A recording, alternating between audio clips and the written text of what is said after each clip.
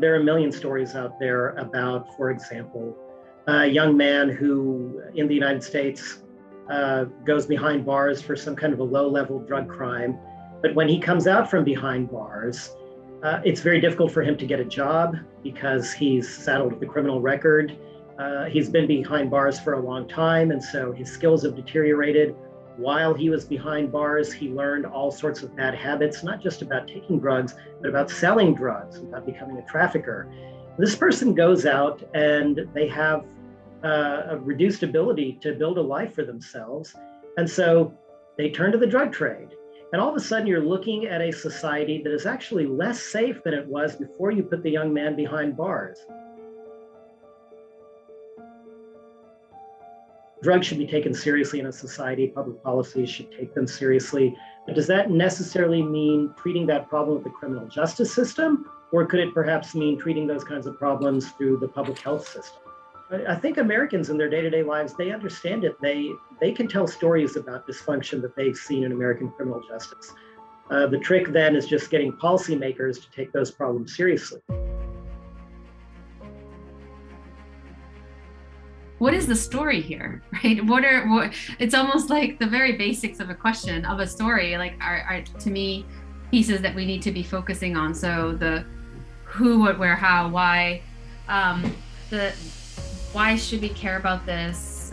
What are the narratives that people find compelling in the space? About selling this idea that the change is needed, also probably you need to think about the possible benefits. For some people, it may be a cost argument. Prisons are expensive, we are too punitive, we need something better in order to pay back to community as well from the side of offenders.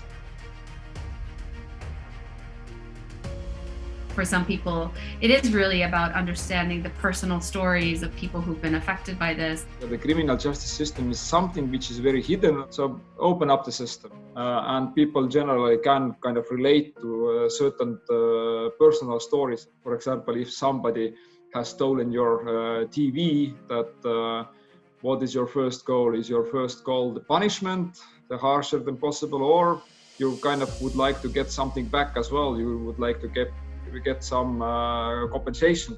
Then how could you get it if you kind of lock down the person for, I don't know, 30 years, for example? What are you trying to put into the message that you're trying to communicate out? What is it, what is the content?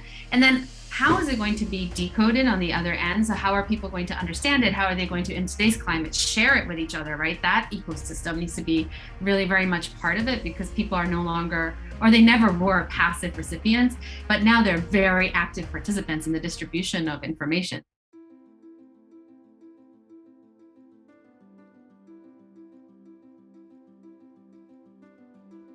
It was really the people that mattered, the voice of the people that mattered. So we reached out to them through ground consultations. We had massive orientation on what the law was about, so that we will be able to get their trust and get their vote to ratify the law.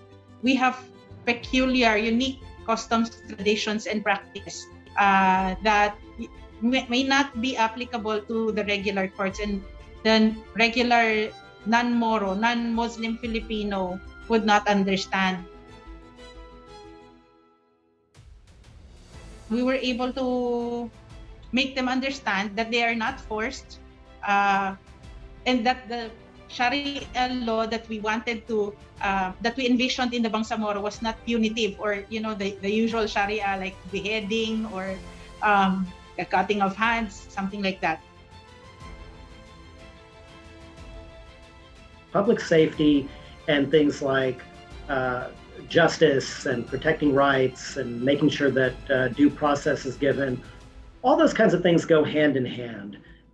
Those things are really core to having a system in which people respect the law and obey the law and are cooperative with law enforcement, and all those kinds of things that we care about having. So I think you really have to communicate that message that criminal justice reform produces public safety. The best way to communicate is really to learn how to listen. It's not always about what you want. So what do other people want?